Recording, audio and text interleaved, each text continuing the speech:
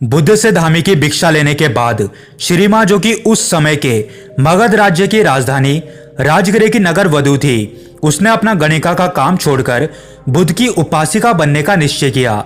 श्री मां राजगृह की सबसे सुंदर और अमीर स्त्री थी, लेकिन अब उसने अपना सारा समय बौद्ध संघ की देखरेख, भिक्षुओं की आज्ञा पालन और दूसरे कामों में लगाना शुरू कर दिया। उसने संघ से हर दिन 8 नए भिक्षुओं को अपने घर बुलाकर भोजन कराने का नियम बना रखा था। उसने 8 निमंत्रण पत्र बनवा रखे थे, जिन्हें भोजन करने के बाद पुराने भिक्षु संघ पहुंचते ही नए भिक्षुओं को दे दिया करते थे। इस तरीके से हर दिन 8 नए भिक्षु उसके यहाँ पर भोजन करने आते। श्री मां भोजन करने आए भिक्षुओं को अपने हाथों से भोजन परोसती और उन्हें आदर सम्मान देती। भोजन सबके लिए पर्याप्त और बहुत ही स्वादिष्ट होता था। एक दिन की बात है, 8 में से एक भिक्षु, जो कि उस दिन श्री मां के घर से भोजन ग्रहण करके लौटे थे, आश्रम में आने के बाद वो बड़ा ही उतावला और प्रसन्न प्रतीत हो रहा था। तो आश्रम के कुछ अन्य भिक्षुओं ने उस भिक्षु से श्री मां के घर के भोजन के बारे में पूछा। उस प्रसन्न भिक्षु ने कहा, भोजन सबके लिए पर्याप्त मात्रा में था और भोजन का स्वाद ऐसा था कि जिसकी तुलना ही ना की जा सके। इससे स्वादिष्ट भोजन मैंने आज से पहले कभी नहीं खाया था। लेकिन वहां की सबसे महत्वपूर्ण और ना भूलने वाली चीज थी उस घर की मालकिन की सुंदरता। श्री मां बहुत ही सुंदर स्त्री है, उसकी सुंदरता की कोई तुलना ही नहीं है। वो एक बहुत ही आकर्षक और सौम्य स्त्री है, जो किसी का भी मन मोह ले। ये सारी बातें वहीं खड़ा एक जवान भिक्षु भी सुन रहा था। उस जवान भिक्षु के अंदर श्री मां के प्रति आसक्ति पैदा होने लगी। उसने सोचा, जब वो इस भिक्षु की बातों में इतनी सुंदर लग रही है, तो वो असल में कितनी सुंदर होगी। उसके मन में श्री मां की सुंदरता की अलग अलग तस्वीरें उभरने लगी। वो उस स्त्री के प्रेम में पड़ चुका था, जिससे वो अभी तक मिला भी नहीं था। उसने पता लगाना शुरू कर दिया कि श्री मां के घर के भोजन के लिए कैसे जाया जा सकता है। बहुत प्रयास करने के बाद उसने एक भिक्षु से अगले ही दिन का एक निमंत्रण पत्र प्राप्त कर लिया, क्योंकि अब वो श्री मां के लिए एक भी दिन का इंतजार नहीं कर सकता था। वो उस रात ठीक से सो भी ना सका, क्योंकि वो पूरी रात श्री मां के बारे में ही सोचता रहा। लेकिन उसी दिन श्री मां अचानक बहुत बीमार पड़ गई। वो अपने सारे गहने और सजावट की वस्तुएं उतारकर बिस्तर पर सोने चली गई। इसलिए जब प्रेमी युवा भिक्षु श्री मां के घर पहुंचा, तो नौकरों ने उसका स्वागत किया और उसे भोजन परोसा। यह देखकर उस युवा भिक्षु को बहुत क्रोध आया और वो अपने अंदर ही अंदर बहुत दुखी हुआ। जब श्री मां को पता चला कि भिक्षु भोजन के लिए बैठ गए हैं, तो उसने उनके प्रति अपना सम्मान जताना चाहा। उसने अपने नौकरों से कहा, भोजन कक्ष तक पहुंचने में मेरी मदद करो।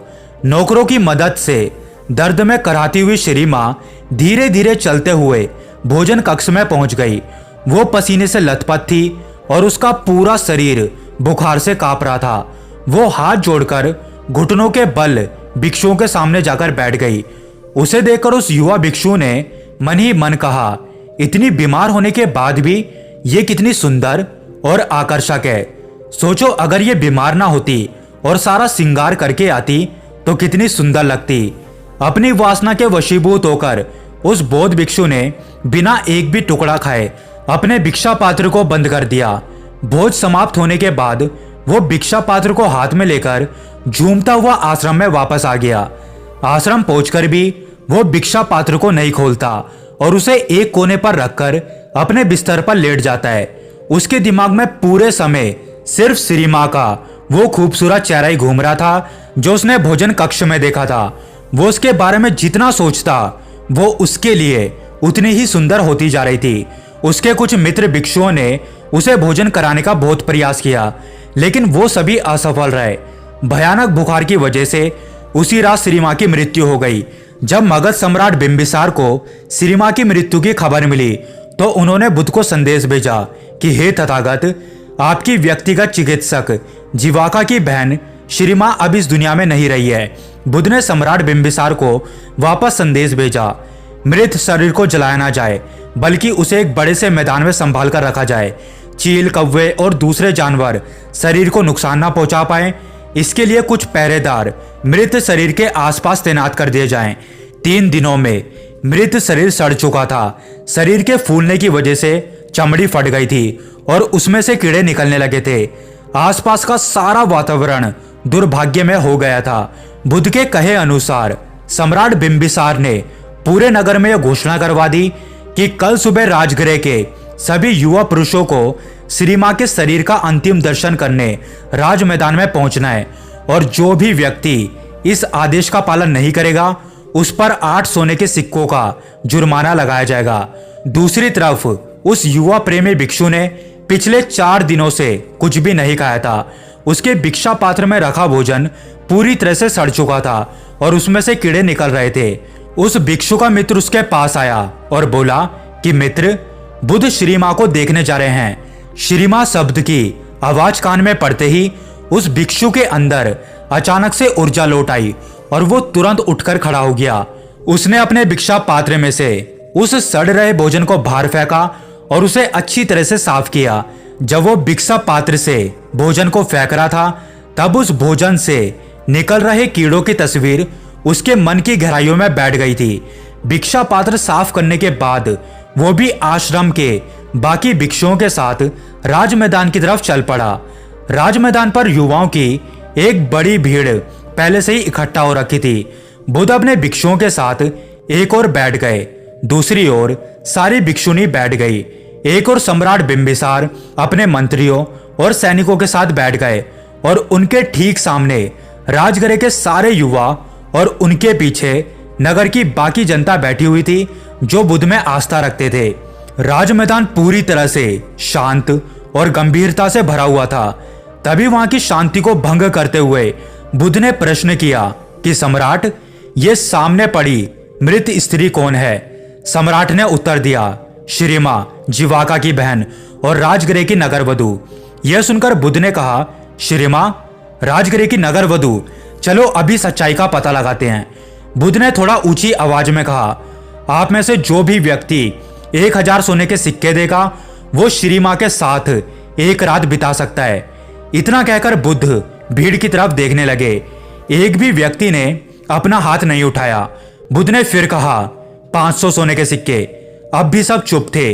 100 सोने के सिक्के, किसी की कोई प्रतिक्रिया नहीं।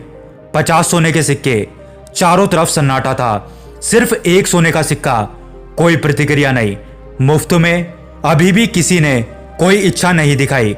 बुद्ध ने कहा, देखा भिक्षुओं, ये वही स्त्री है जो 4 दिन पहले तक नगर के हर पुरुषों की चाहत थी। सब इसे अपनी इच्छा पूर्ति का साधन समझते थे। इसके साथ एक रात बिताने के लिए हजारों सोने के सिक्के देने के लिए तैयार रहते थे। एक दूसरे को मरने मारने के लिए तैयार रहते थे।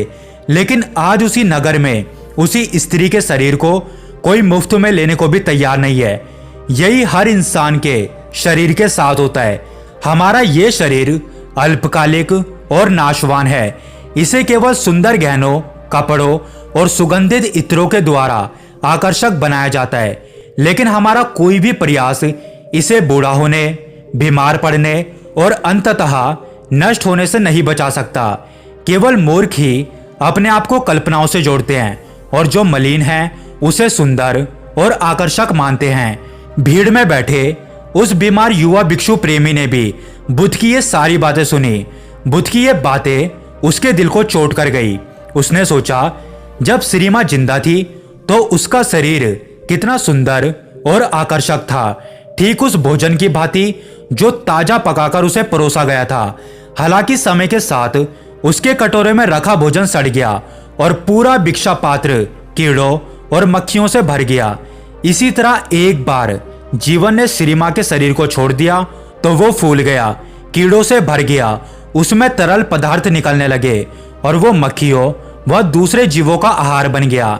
अपने स्वयं के शरीर के बारे में विचार करने पर वो समझ गया कि वो भी अलग नहीं है। यहाँ तक कि इस दुनिया में कुछ भी उसके शरीर को बर्बाद होने से नहीं बचा सकता। इसलिए अपने शरीर और कल्पनाओं से लगाव रखना एक भ्रम मात्र है। इस नए ज्ञान के साथ वो अरहंत बन गया, यानी एक ऐसा मनुष्य जिसने अस्तित्व की यथार्थ प्रकृति का अंतर्ज्ञान प्राप्त कर लिया हो और जिसे निर्माण की प्राप्ति हो चुकी हो।